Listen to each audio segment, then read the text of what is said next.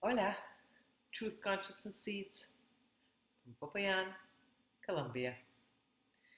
Today, I will continue with another short story. This is a short story for big kids.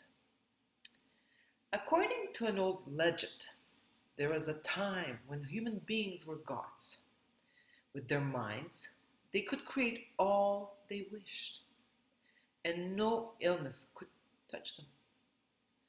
In those days, the earth was covered with a dense jungle that breathed joyfully and was inhabited with animals that roamed free. Yet, these human beings remained unconscious of their true origin and power. It was decreed that this unconsciousness would be kept intact until the day when all human beings would be wise enough to discover their true identity. The Grand Master of all gods convened the Council of Elders, who proposed to bury the consciousness of human beings deep in the earth.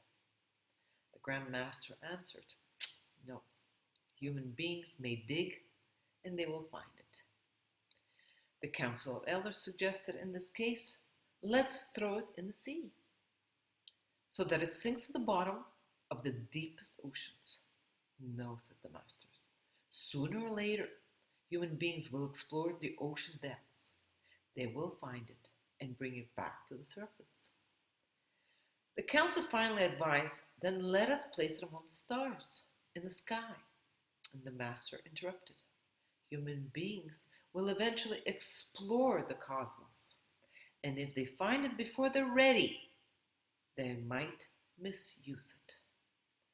Discouraged, the Council of Elders concluded, we don't know where to hide it, because there doesn't seem to be on earth, in the sea, or in the sky, a place that human beings will not explore someday.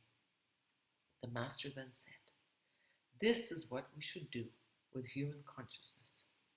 We will hide it deep inside them, since this is the only place where he or she will never think of exploring.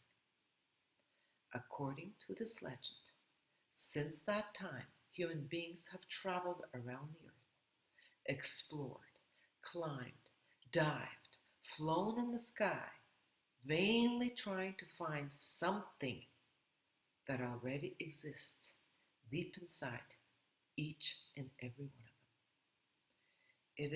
Is it time? Finally? Is it now ripe? The time for humanity to finally discover it? I believe it is. As a matter of fact, I know it is. We will cover the definition of Personocratia. So who is Personocratia? Personocratia is any person who remembers that she really is Idessa, the unlimited creatrix, and who behaves as such in her daily life. The word itself means the person who governs. Kratia is government. Personal is the person who governs, as opposed to democracy, which is the people who govern, or plurocracy is the many who govern. This is personocracy, personocratia. Personocratia can be identified using the following three criteria. Number one, identity.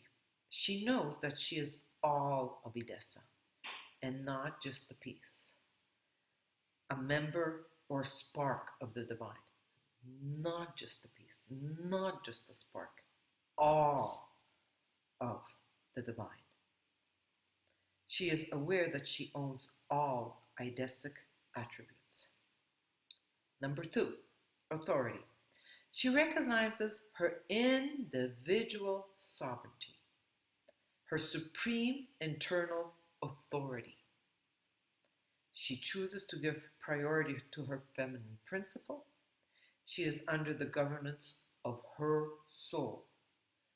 Sri Aurobindo calls it the psychic being, the soul, and she gives her soul free rein at all times. She lives beyond hierarchy. She does not believe in hierarchy. There is no hierarchy. There is no hierarchy, and we'll talk about that. Number 3, sincerity. She lives in accordance with her real identity, in truth and harmony. She acts in a sovereign manner at all times and in all spheres of life: the financial, legal, political, social, informational, medical, familial, educational, spiritual, relational, etc. We will continue tomorrow with more on the big picture. See you soon.